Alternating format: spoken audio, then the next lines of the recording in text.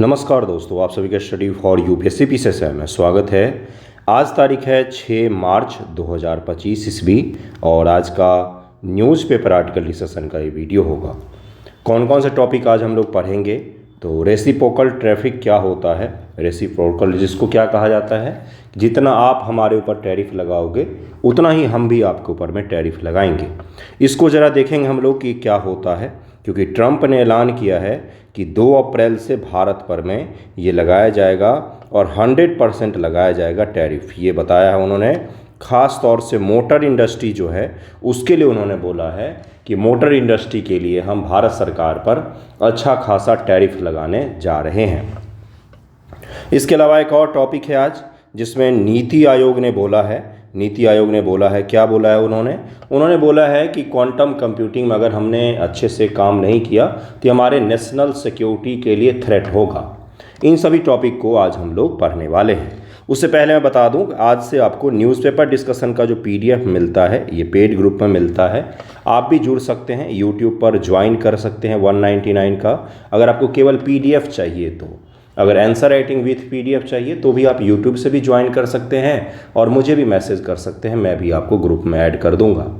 तो अगर आप पीडीएफ चाहेंगे तो आपको मिल जाएगी। इस न्यूज़पेपर डिस्कशन के पीडीएफ में आज से आपको एमसीक्यू ही डेली का डेली मैं कोशिश करूंगा कि दे दूं। जो भी पढ़ेंगे टॉपिक उसके एमसीक्यू भी उसमें शामिल होंगे, हिंदी और इंग्लिश दोनों में आपको मिल जाएगा। जैसे शाम में आप उसको प्रैक्टिस कर लें और वीक में एक दिन मैं भी प्रैक्टिस करवा दिया करूँगा ताकि आपका वीकली करंट अफेयर एमसीक्यू के फॉर्मेट में भी तैयार हो जाए, लास्ट के लिए बर्डन ना रहे। तो आप जुड़ सकते हैं, यूट्यूब से भी ज्वाइन कर सकते हैं, आपको पीडीएफ वगैरह मिल जाएगा। आज सुबह सुबह मैंने इकोनॉमिक सर्वे का पीडीएफ दे दिया था। कल के निबंध लेक्चर जरूर जाकर देखिएगा, डिटेल मैंने समझाया है। उसके पश्चात भी अगर आप लिखने का प्रयास नहीं करेंगे तो ये आपका नुकसान होगा, आपकी दिक्कत है। ये आपको देखना पड़ेगा किस प्रकार से फिर शुरू करें। कोशिश तो आपको ही करना पड़ेगा ना, मैं तो केवल राह दिखाऊंगा। शुरू करते आज का एक एक टॉपिक डिटेल में समझते हैं कि क्या क्या है टॉपिक और कौन से आपके एग्जाम के लिए महत्वपूर्ण है। देखिए क्या है आज का पहला टॉपिक। पहला है कि पारस्परिक टैरिफ इसको कहा जाता है। क्या कहा जाता है? पारस्परिक टैरिफ, यानी कि आप जितना हम पर लगाओगे हम भी उतना ही आप पर लगाएंगे। रेसिप्रोकल टैरिफ कहा जाता है इसको। पारस्परिक टैरिफ वह शुल्क या कर है जो एक देश दूसरे देश पर तब लगाता है जब वह देश पहले से ही उसके उत्पादों या वस्तुओं पर उच्च टैरिफ लगा रहा हो। आपने हम पर लगाया तो हम भी आप पर लगाएंगे, यही सिद्धांत काम करता है पारस्परिक टैरिफ। इसके दो पक्ष हैं।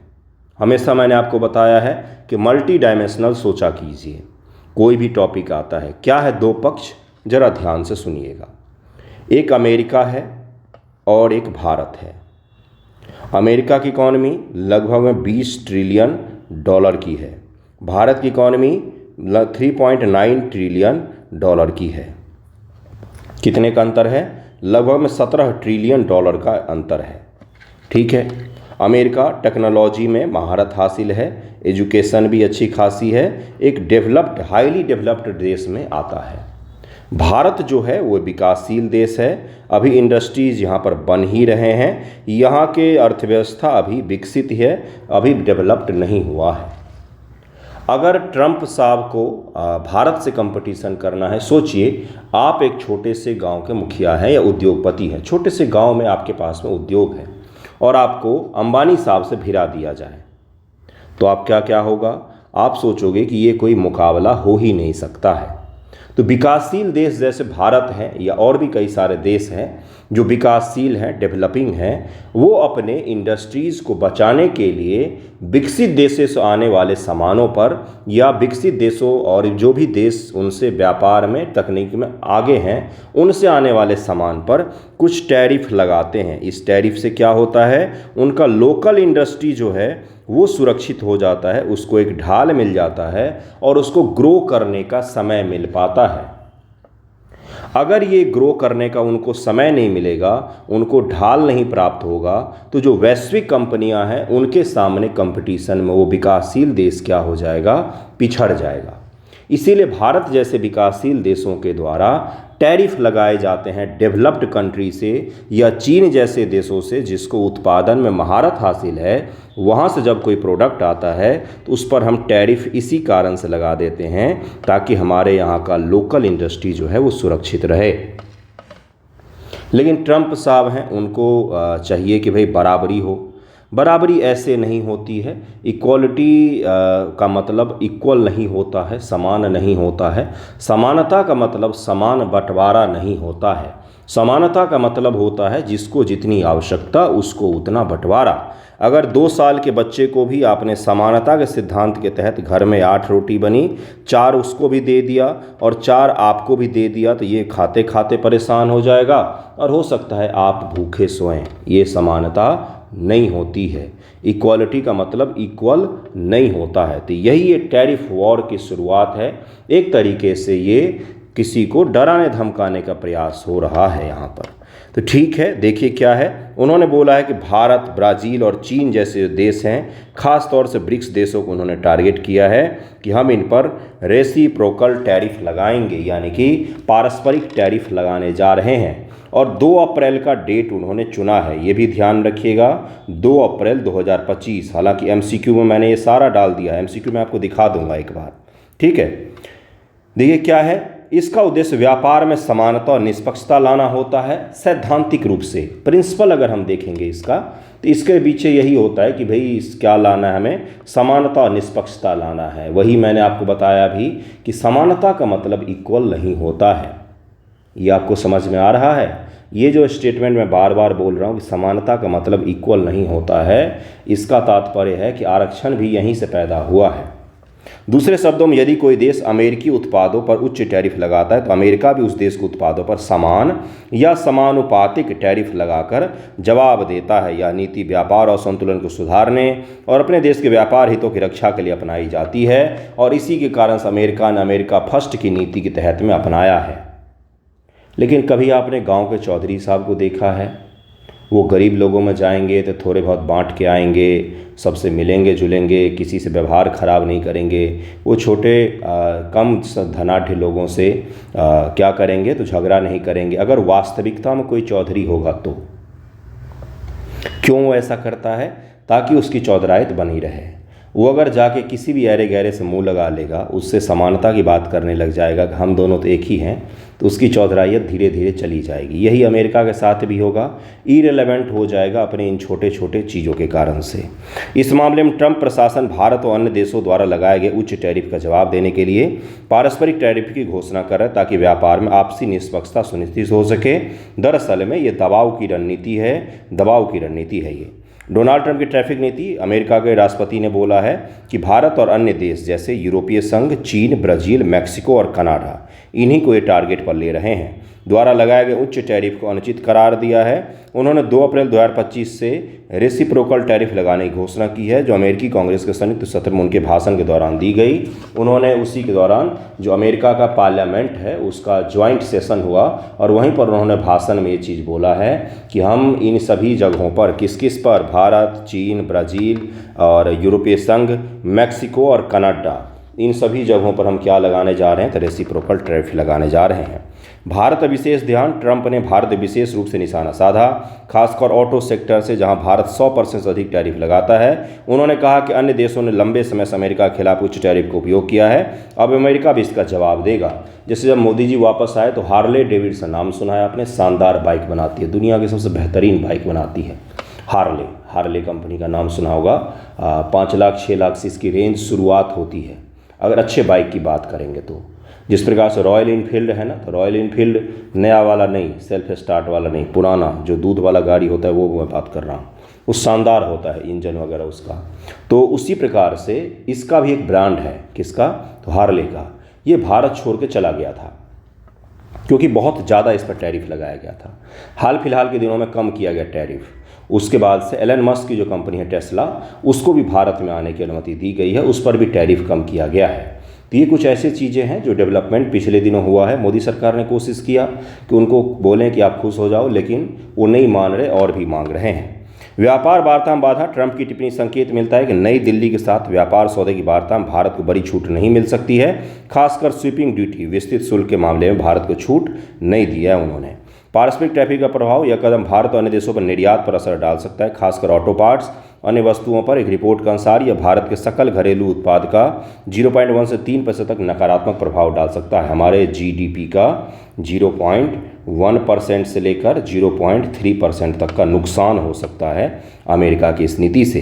भारत की प्रतिक्रिया। भारत के वाणिज्य मंत्री पीयूष गोयल ने संयुक्त राज्य अमेरिका के व्यापार प्रतिनिधि के साथ मुलाकात की है और अभी तक भारत सरकार की कोई खास प्रतिक्रिया नहीं आई है। No response from New Delhi, यही द हिंदू ने न्यूज़ बनाया है कि no response from New Delhi, इसी तरह का उन्होंने न्यूज़ बनाया था हिंदू वालों ने। ये इंडियन एक्सप्रेस का मैंने बताया था आपको, तो वो भी आपको इसी में मैंने करवा दिया है।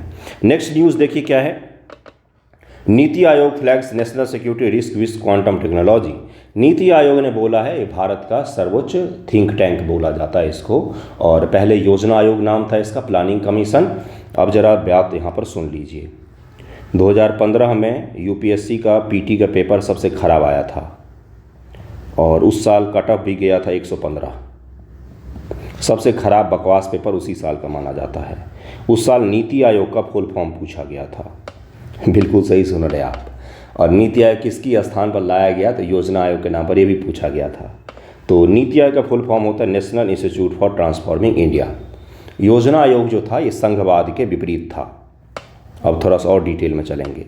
संघवाद के विपरीत था, यानी कि इसको क्या कह दिया जाता था, योजना आयोग को, प्लानिंग कमीशन जिसका नाम था, इसको कहा जाता था सुपर कैबिनेट। क्या कहा जाता था बंधुओं, सुपर कैबिनेट। ये प्रधानमंत्री और उनके नीचे एक बॉडी काम करती है जिसको सुपर कैबिनेट का नाम दिया गया था। ये कुछ भी डिसीजन राज्यों के ऊपर में थोप देता था, कुछ भी डिसीजन किसी भी मंत्रालय के ऊपर में थोप देता था। प्लानिंग कमीशन नेहरू जी के समय बनाया गया था, इसको आदेश के द्वारा बनाया गया था। संविधान में इसकी कोई चर्चा कहीं पर भी नहीं है। मोदी जी जब आए तो वो योजना आयोग के सताए हुए थे। मोदी जी मुख्यमंत्री रहे थे कहाँ के, गुजरात के। तो जब आए ना प्रधानमंत्री बन के, तो वो योजना आयोग ने उनको खूब परेशान किया था। तो उन्होंने आते सबसे पहला काम क्या किया, 2014 में प्रधानमंत्री बने वो, और ऐलान कर दिया कि हम योजना आयोग को ख़त्म करके उसका नीति आयोग बनाएंगे। और नीति आयोग को उन्होंने संघवाद को बढ़ाने वाला बॉडी बनाया, यानी कि नीति आयोग में राज्य के मुख्यमंत्री और जो यूटी होते हैं उनके मुख्यमंत्री या गवर्नर शामिल होते हैं और सब मिलकर फैसला लेते हैं। ठीक है, नीति आयोग की बैठक आपने देखा होगा, होता है तो कई सारे राज्य के मुख्यमंत्री वगैरह भी सामने आते हैं या उनके प्रतिनिधि आते हैं। तो नीति आयोग फेडरल है, संघवाद को बढ़ावा देता है ज़्यादा, वहीं प्लानिंग कमीशन संघवाद को कमज़ोर करता था। ये सवाल भी पूछा जा सकता है मेंस एग्जामिनेशन में, या फिर आप वहाँ पर उदाहरण स्वरूप समझा सकते हैं। ये तो नीति आयोग की हम लोगों ने बात कर ली। अब नीति आयोग ने बोला है कि अगर हमने क्वांटम कंप्यूटिंग में निवेश नहीं किया तो हमारा क्या हो जाएगा, हमारा नुकसान हो जाएगा, हमारा राष्ट्र की सुरक्षा को खतरा पहुंच सकता है क्वांटम कंप्यूटिंग के माध्यम से। तो ज़रा इस न्यूज़ को डिटेल में, इसके पॉइंट्स हैं, क्रक्स यहाँ पर हैं, देखिए इसके पॉइंट्स क्या हैं। नीति आयोग ने क्वांटम तकनीक के विकास से राष्ट्रीय सुरक्षा के लिए जोखिम की चेतावनी दी है, खासकर क्योंकि यह अनुप्रयुक्त रणनीतिक बढ़त प्रदान कर सकती है जो राष्ट्रीय सुरक्षा खतरे में डाल सकता है। इसका मतलब है ये स्ट्रैटेजिक रूप से आपको क्या दे सकता है, थोड़ा सा आगे बढ़ा सकता है। अगर किसी देश ने क्वांटम कंप्यूटिंग में महारत हासिल कर ली तो दुनिया के 90% ज़्यादा कंप्यूटर और मोबाइल फ़ोन हैक कर सकता है वो विद इन सेकेंड। ठीक है, क्यों, हर चीज़ इनक्रिप्टेड है आजकल के समय में। व्हाट्सएप खोलिए, आपको दिखेगा कि 32 बिट इनक्रिप्शन वहाँ पर लिखा रहता है। मैं आपको समझाने की प्रयास करता हूँ। इनक्रिप्शन ये लिखा रहता है, यानी कि 32 डिजिट का इनक्रिप्शन है, कोड है। 32 डिजिट से कितने सारे कॉम्बिनेशन बन सकते हैं, परम्यूटेशन कॉम्बिनेशन पढ़ा है आपने, तो इनफाइनाइट तक जा सकता है। बहुत बड़ी संख्या, इनफाइनाइट नहीं बोलूँगा मैं आपको, बहुत बड़ी संख्या में क्या बन सकता है, तो कॉम्बिनेशन बन सकता है जिसके द्वारा सुरक्षित होते हैं आपके मैसेजेस और हर चीज़। आजकल के नॉर्मल कंप्यूटर जो होते हैं, सुपर कंप्यूटर, वो इसको अगर इस इनक्रिप्शन को तोड़ने जाएं हर कॉम्बिनेशन को ट्राई करने के पश्चात, तो भी उनको वर्षों का समय लगता है। इसीलिए आपके मैसेजेस वगैरह सुरक्षित हैं, या सैटेलाइट कम्युनिकेशन वगैरह सुरक्षित हैं, या फ़ोन कम्युनिकेशन सुरक्षित होते हैं, क्योंकि सभी जगहों पर इनक्रिप्शन लगा हुआ है। क्वांटम कंप्यूटर इस 32 कॉम्बिनेशन को 1 सेकेंड में तोड़ सकता है। तो यानी कि आपकी सारी सुरक्षा धरी की धरी रह जाएगी, सारे के सारे जो इनक्रिप्शन हैं वो विद इन सेकेंड तोड़े जा सकते हैं। तो इसीलिए क्वांटम कंप्यूटिंग को बहुत खास माना जाता है। होता क्या है नॉर्मल बाइनरी सिस्टम में, ज़रा मैं थोड़ा सा डिटेल टेक्निकल चीज़ें बोलूँगा लेकिन आप समझ जाएंगे। बाइनरी का मतलब होता है 2, बाइनरी का मतलब होता है 2, 1 और 0। डेसिमल का मतलब होता है 10, यानी कि 0 से लेकर 9 तक का अंक। इसी प्रकार से हेक्टल होता है, ऑक्टल होता है, ये सब क्या है, अलग अलग नंबर सिस्टम है। हम लोग जनरली किसका उपयोग करते हैं, तो डेसिमल नंबर सिस्टम का उपयोग करते हैं, जो 0 से 9 तक होता है। इंसान यही समझते हैं। ऑक्टल वगैरह का उपयोग भी कंप्यूटर या अन्य चीज़ों में ही किया जाता है, ये ठीक है। लेकिन कंप्यूटर को ये समझ में नहीं आता है, वो उपयोग करता है एक ही सिस्टम 0 और 1 का बाइनरी सिस्टम, ठीक है। अब इससे कितने कॉम्बिनेशन बना सकते हो आप? इससे बन सकता है 0 0 0 1 1 0 1 1, ये 4 कॉम्बिनेशन बन सकता है। या तो एक बार में ये 0 होगा, या तो एक बार में ये 1 होगा। इतना क्लियर है आपको? अभी का वर्तमान का जो हमारा कंप्यूटर सिस्टम काम करता है वो इसी पर काम करता है। 0 का मतलब होता है बंद, 1 का मतलब होता है चालू। 0 1 1 0, किसी भी अंक को अगर आप लिखेंगे, जैसे 0 0 का मतलब होता है 0, 0 1 का मतलब होता है 1, 1 0 का मतलब होता है 2, 1 1 का मतलब होता है 4, ठीक है। और इसी प्रकार से चलता है, फिर 8 आ जाएगा, फिर 16, फिर 32, फिर 64, फिर उसके बाद से इसी प्रकार से चलता है ये, ठीक है। कभी आपने सुना है कि 100 GB का मेमोरी कार्ड है? नहीं, होगा 8 16 32 64, उसके बाद से 512 हो सकता है, 1064 हो सकता है। इसी प्रकार से आगे बढ़ता है। क्यों? क्योंकि ये क्या है, बाइनरी सिस्टम है। वर्तमान जो कंप्यूटर है वो इसी सिस्टम पर काम करता है। लेकिन क्वांटम कंप्यूटर जो है वो क्वांटम लेवल की बात करते हैं। एक ऐसा स्तर, एक ऐसा परमाणु का स्तर जहां पर कोई चीज़ एक बार में 0 0 भी हो सकता है, 0 1 भी हो सकता है, 1 0 भी हो सकता है और 1 1 भी हो सकता है। यानी कि एक साथ वो बंद भी है और चालू भी है। उस बीच की अवस्था जो होगी, कोई एक ऐसी माइनर अवस्था होगी जहाँ पर कोई चीज़ बंद भी होगा और चालू भी होगा। उस स्तर की हम लोग बात करें, इसको कहा जाता है क्वांटम स्तर। जब हम परमाणु अणु आकार में छोटे होते चले जाते हैं तो वहाँ पर क्वांटम कंप्यूटिंग आ जाता है। कौन सा कंप्यूटिंग आ जाता है? क्वांटम कंप्यूटिंग आ जाता है। वहाँ पर फिजिक्स के सामान्य नियम काम नहीं करते हैं, वहाँ पर मॉडर्न फिजिक्स की हम लोग बातचीत करने लग जाते हैं। इतने सारे कॉम्बिनेशन से अब आप बनाइए, इसको 0 1 कर दीजिए, इसको 1 0 कर दीजिए, बहुत सारे कॉम्बिनेशन बनेंगे। जब यहाँ पर बहुत कम कॉम्बिनेशन बन रहे थे, 0 1 1 0 0 0 1 1, यहाँ पर इतने सारे कॉम्बिनेशन बन रहे हैं। यानी कि पावर जो है कंप्यूटिंग की, गणना करने की, वो एक्सपोनेंशियल तरीके से क्वांटम कंप्यूटर में बढ़ जाता है। एक ऐसा पॉइंट जहाँ पर कोई चीज़ बंद भी हो सकता है, चालू भी हो सकता है, उसी को क्वांटम लेवल कह दिया जाता है। सबसे सामान्य भाषा में समझा रहा हूँ आपको, हालांकि ऐसा होता नहीं है, समझाने के लिए मैं आपको बता रहा हूँ ताकि कुछ कॉन्सेप्ट आपका बिल्डअप हो जाए। जरा आप इसको परिभाषा वगैरह को पढ़ते हैं। क्यों परिभाषा पढ़ना है, याद रखना है इसको परिभाषा को, क्योंकि एग्जामिनेशन में जब सवाल आएगा आपसे तो वहाँ पर आपको प्रॉपर वर्ड्स, कीवर्ड्स यूज करते हुए डिफाइन करना पड़ेगा।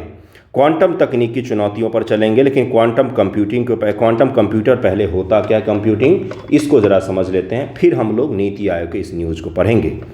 क्वांटम कंप्यूटिंग एक उन्नत कंप्यूटिंग तकनीक है।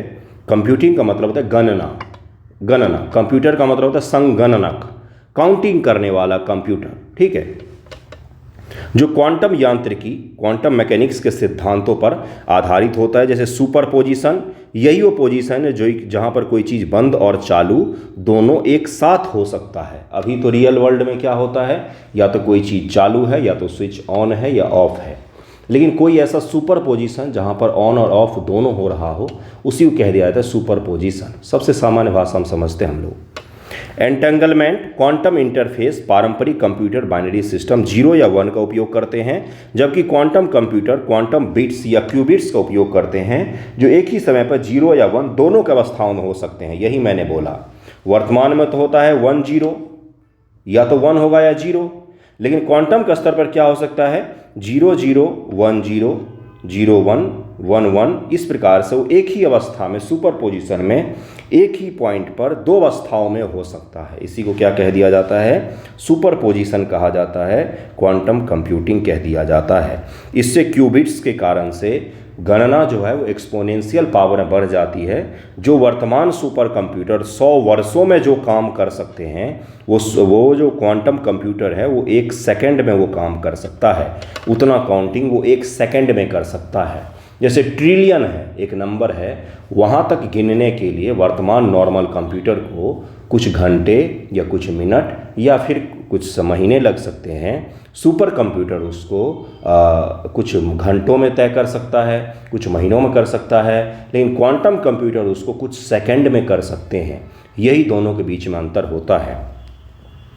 यह तकनीक जटिल समस्याओं को हल करने में पारंपरिक कंप्यूटर कहीं तेज से काम करते हैं, जैसे cryptography, drug discovery, artificial intelligence और बड़े डेटा विश्लेषण हालांकि अभी भी विकास के प्रारंभिक चरण में हैं। और कुछ दिन पहले माइक्रोसॉफ्ट ने ऐलान किया कि पहला क्वांटम चिप का निर्माण करने जा रहा है और ऑलमोस्ट हो गया है क्वांटम चिप का निर्माण। जल्द ही वो इसका कमर्शलाइजेशन भी कर देगा और सरकारों को या बड़े स्तर पर इसको बेचा जाएगा। आपके कंप्यूटर में नहीं कभी आएगा, ये कभी भी नहीं आएगा ये क्वांटम चिप। नॉर्मल आदमी के हाथों में ये चीज़ें नहीं दी जा सकती हैं क्योंकि ये अतिशय तेज होते हैं, बहुत हद तक खतरनाक होते हैं ये। तो माइक्रोसॉफ्ट ने ऐलान किया है, इसी के कारण से नीति आयोग ने एक कंसर्न जाहिर किया है। देखिए क्या है, इससे भारत को साइबर सुरक्षा में कमजोरियों का सामना करना पड़ सकता है। भारत की पहल नीति आयोग के फ्रंटियर टेक हब ने, ये नीति आयोग का क्या है, एक विभाग है, चेतावनी दी है कि भारत को क्वांटम तकनीक में निवेश बढ़ाने, द्विपक्षीय भागीदारी के माध्यम से तकनीकी पहुंच हासिल करने की जरूरत है। सार्वजनिक क्षेत्र में निवेश, सार्वजनिक क्षेत्र में क्वांटम विकास के लिए $540 बिलियन से अधिक का निवेश किया गया है। चीन ने $15 बिलियन, यूएस ने $5 बिलियन और भारत ने 750 मिलियन निवेश करने की योजना बना रहा है। क्वांटम मिशन है, इसको हम लोग डिटेल पढ़ेंगे। भारत का नेशनल क्वांटम मिशन जो 2023 में लॉन्च हुआ, क्वांटम तकनीक में आत्मनिर्भरता, नवाचार को बढ़ावा दे रहा है। इसका लक्ष्य हम लोग डिटेल में अभी नीचे पढ़ने वाले हैं। चीन और यूएस ने काफ़ी प्रगति कर ली है। यूनाइटेड स्टेट की कंपनी माइक्रोसॉफ्ट ने बोला है कि हम क्वांटम कंप्यूटर का ऑलमोस्ट निर्माण कर चुके हैं। गूगल भी बहुत तेज़ी से इस पर काम कर रहा है। भारत में अभी भी ये पॉलिसी के स्तर पर ही है, इम्प्लीमेंटेशन इसका बिल्कुल भी नहीं हुआ है। क्वांटम कंप्यूटर मिशन, भारत का नेशनल क्वांटम मिशन, NQM इसको कहा जाता है। 69 बीपीएससी के एग्ज़ाम में, जिनका मेंस एग्जामिनेशन है कृपया ध्यान दें, 69 बीपीएससी के एग्ज़ाम में नीति आयोग का एक योजना है जो काफ़ी पहले लाया गया था। ये वो 2019 में लॉन्च किया गया था या 18 में। इसका नाम है अटल थिंकरिंग मिशन, ATM, अटल थिंकरिंग लैब ऐसे ही करके है। अटल इनोवेशन मिशन का भाग है ये, अटल इनोवेशन मिशन AIM का भाग है। थिंकिंग लैब अलग अलग भाग हैं इसके। तो AIM अटल इनोवेशन मिशन के बारे में 69 बीपीएससी मेंस एग्जामिनेशन में पूछा गया था। आप जा कर के देखिएगा, वहाँ पर आपको सवाल मिलेगा। ये योजना कब की है, तो 5 से 6 साल पहले की योजना है। क्यों पूछा गया है ये, क्योंकि कुछ योजनाएं बहुत बड़ी योजना होती हैं, वो हमेशा ही रेलेवेंट होती हैं। जैसे मान लीजिए प्रधानमंत्री उज्ज्वला योजना, वो आज भी रेलेवेंट है। प्रधानमंत्री ग्रामीण सड़क योजना, ये आज भी रेलेवेंट है। आयुष्मान भारत, ये आज भी रेलेवेंट है, आज भी आपसे पूछा जा सकता है। उसी प्रकार से नेशनल क्वांटम मिशन बहुत बड़ी योजना है, बहुत ही महत्वाकांक्षी योजना है। AI मिशन को लेकर भी योजना है जो मैंने पढ़ाया है। तो ये कुछ ऐसी योजनाएं हैं जिनको कभी छोड़ कर नहीं जाना है मेंस एग्जामिनेशन में, हो सकता है ये पूछ ले आपसे। देखिए इसका लक्ष्य क्या रखा गया है। इस मिशन को 2023 में लॉन्च किया गया और इसका उद्देश्य क्वांटम तकनीक के विभिन्न पहलू जैसे क्वांटम कंप्यूटिंग, क्वांटम संचार, कम्युनिकेशन में इसका उपयोग करना, क्रिप्टोग्राफी, क्वांटम मोटोलॉजी, मापन विज्ञान, नवाचार, अनुसंधान में बढ़ावा देना है। मुख्य बिंदु क्या है, क्वांटम तकनीक में भारत की क्षमता को बढ़ाना, राष्ट्रीय सुरक्षा, अर्थव्यवस्था, वैज्ञानिक अनुसंधान में क्वांटम तकनीक के लाभ को प्राप्त करना है। ये सामान्य लोगों के लिए क्वांटम कंप्यूटर लॉन्च होगा, ऐसा कभी नहीं होने जा रहा, ऐसा नहीं होगा, होगा भी तो बहुत कम स्तर के होंगे ये। अंतर्राष्ट्रीय स्तर पर प्रतिस्पर्धा करने के लिए क्वांटम तकनीक में आत्मनिर्भरता हासिल करना इसका लक्ष्य रखा गया है। बजट क्या है, तो 6000 करोड़ का बजट है, $750 मिलियन का, और 2023 से शुरू होकर 8 से 10 वर्षों तक आगे चलेगा ये। क्षेत्र क्या है, तो क्वांटम कंप्यूटर की जटिल समस्याओं का हल करना और विकास, एक शानदार क्वांटम कंप्यूटर का निर्माण करना। जैसे नेशनल सुपर कंप्यूटर मिशन चलाया गया था नासटेक के द्वारा, उसने इसीलिए इसको चलाया था ताकि देश में सुपर कंप्यूटर विकसित किए जाएँ, और भारत में कई सारे सुपर कंप्यूटर बनाए भी गए हैं। क्वांटम संचार, सुरक्षित व अजेय संचार प्रणाली का विकास जैसे क्वांटम डिस्ट्रीब्यूशन वगैरह करना, क्रिप्टोग्राफी और सभी जगहों पर इसका उपयोग करना। प्रमुख पहल क्या है, क्वांटम हार्डवेयर बनाना जैसे क्यूबिट्स और क्वांटम गेट्स वगैरह बनाना, और उसके बाद सॉफ्टवेयर, रिसर्च, शैक्षणिक चीज़ों पर भी ध्यान देना इसका है कि यानी कि स्कूल कॉलेजों से लेकर IIT से लेकर और हार्डवेयर बनाने से लेकर के सॉफ्टवेयर बनाने तक हर चीज़ का काम किया जाएगा क्वांटम से रिलेटेड। महत्व क्या है, हमें राष्ट्र को सुरक्षित करना है, चीन, अमेरिका और बड़े देशों से कंपटीशन करना है, तो हमारे लिए परम आवश्यक है ये। हमारे राष्ट्रीय सुरक्षा, साइबर सुरक्षा, आर्थिक विकास में ये क्रांतिकारी बदलाव ला सकता है। चुनौती क्या है? ये अभी प्रारंभिक चरण में ही है और अभी इस पर कोई खास बढ़त हमें हासिल नहीं हुआ है। वहीं जो हमारे कंपटीटर देश है जैसे चीन हो गया या अमेरिका हो गया, उन्होंने इस पर काफ़ी अच्छा बढ़त हासिल कर लिया है। यानी कि 21वीं सदी में अगर हमें कुछ आगे बढ़ना है तो हमें इन चीज़ों पर ध्यान देना पड़ेगा। इसी को लेकर ये लाया गया है। नेक्स्ट टॉपिक देखिए क्या है। ISRO conduct crucial test for semi cryogenic engine key to future launches. देखिए इसमें ये है कि नए जगह पर भूमि पूजन वगैरह भी हुआ है। कहाँ पर है ये जगह? तो कुलशेखरपट्टिनम, ये तमिलनाडु में एक जगह है जहाँ पर नया लॉन्च पैड बनाया जाएगा और सेमी क्रायोजेनिक इंजन का भी निर्माण इसरो कर रहा है। क्रायोजेनिक्स क्या होता है? ये बड़ा ही शब्द है विज्ञान का प्रचलित। इसका मतलब होता है जहाँ पर हम लो टेम्परेचर की बात करते हैं, लो टेम्परेचर की बात करते हो वहाँ पर क्रायोजेनिक शब्द आ जाता है। 153 डिग्री सेल्सियस से नीचे के तापमान और पदार्थ विज्ञान के रूप में परिभाषित किया गया है क्रायोजेनिक्स का। यानी कि क्रायोजेनिक इंजन में जिस भी चीज़ का हम उपयोग करेंगे वो बहुत ही लो टेम्परेचर पर स्टोर होगा। ठीक है, यह बेहद कम तापमान होता है जहां हाइड्रोजन, नाइट्रोजन और वायु जैसी सामान्य गैस भी अपनी तरल अवस्था में लिक्विड के फॉर्मेट में पहुंच जाती है। उसको क्या कहा जाता है? क्रायोजेनिक्स कहा जाता है। -153 डिग्री सेल्सियस आप इमेजिन कर सकते हैं कि कितना कम तापमान होगा। क्रायोजेनिक्स आमतौर पर क्रायोजेनिक तरल पदार्थ के रूप में हीलियम और नाइट्रोजन का उपयोग करता है जो किसी पदार्थ को ठंडा करता है। नाइट्रोजन का क्वथनांक, नाइट्रोजन -196 डिग्री सेल्सियस पर क्या होता है? तो ये लिक्विड बन जाता है। और हीलियम का क्वथनांक -269 डिग्री सेल्सियस होता है। हीलियम का कितना होता है? -269। ये लोएस्ट माना जाता है एक तरह से हीलियम। इन तरल पदार्थों को वैक्यूम फ्लक्स में संग्रहित करने की आवश्यकता होती है, अन्यथा ये लीक हो सकते हैं, अपने आसपास के वातावरण को हानि पहुंचा सकते हैं। क्रायोजेनिक इंजन क्या होती है? क्रायोजेनिक इंजन विशेष प्रकार का रॉकेट इंजन है जो अत्यधिक ठंडे ईंधन ऑक्सीजन का उपयोग करता है। अंतरिक्ष यान को पृथ्वी कक्षा से बाहर जैसे चंद्रमा या अन्य ग्रहों पहुंचाने के लिए इसको डिजाइन किया गया है। भारत में इसरो ने भी अपना क्रायोजेनिक इंजन बनाया हुआ है। ईंधन व ऑक्सीकरण, इसमें तरल हाइड्रोजन, लिक्विड हाइड्रोजन ईंधन के रूप में और तरल ऑक्सीजन, लिक्विड ऑक्सीजन को ऑक्सीकारक एजेंट के रूप में प्रयोग किया जाता है। यह आपका पीटी एग्जामिनेशन में पूछा जा सकता है। दोनों पदार्थ क्रायोजेनिक तापमान पर रखे जाते हैं, जैसे -253 डिग्री सी पर हाइड्रोजन और -183 डिग्री सी पर ऑक्सीजन को रखा जाता है रॉकेट के साथ, तब जाके रॉकेट काम करता है। सोचिए वो रॉकेट जो आपको उतना जलता हुआ दिखता है, उसी में क्या तकनीक होगा कि किसी एक पदार्थ को इतने कम टेम्परेचर पर भी हमने स्टोर किया हुआ है और उसका उपयोग हम लोग कर रहे हैं लिक्विड के फॉर्मेट में। कार्यप्रणाली, तरल हाइड्रोजन ऑक्सीजन को एक दहन कक्ष यानी कि कंबसन चैम्बर में मिलाया जाता है जहां वे जलकर बहुत अधिक ऊर्जा उत्पन्न करते हैं। यह ऊर्जा गैसों के रूप में निकलती है जो नोजल से बाहर निकलकर रॉकेट की गति को प्रदान करते हैं। रॉकेट का नोजल यानी कि नीचे से जो आग निकलता देखते हैं वही नोजल से निकल रहा है। लाभ क्या होता है? इससे इम्पल्स बहुत ज़्यादा मिलता है और रॉकेट को अधिक ताकत मिलती है। पर्यावरण के लिए कम हानिकारक, क्योंकि ये जलवाष्प पर ऊर्जा उत्पन्न करता है, इसलिए पर्यावरण को भी हानि नहीं पहुंचाते हैं क्योंकि इसमें हाइड्रोजन है और क्या है तो इसमें ऑक्सीजन है। तो ये जलवाष्प और कम हानिकारक होते हैं, जलवाष्प उत्पन्न करते हैं ये, इससे पर्यावरण को नुकसान कम होता है। भारी पेलोड को ले जा सकते हैं, ताकत भी बहुत ज़्यादा होती है। अत्यधिक ठंडे तापमान पर ईंधन को संभालना, स्टोर करना बहुत मुश्किल होता है, जटिल तकनीक होता है। रिसाव और सुरक्षा संबंधी इसमें खतरे उत्पन्न हो सकते हैं। GSLV में इसका उपयोग किया जाता है और दुनिया के हर एजेंसी इसका उपयोग करती है। बड़े सैटेलाइट वगैरह को लॉन्च करने के लिए, बड़े इंजन का निर्माण के लिए इसका उपयोग किया जाता है।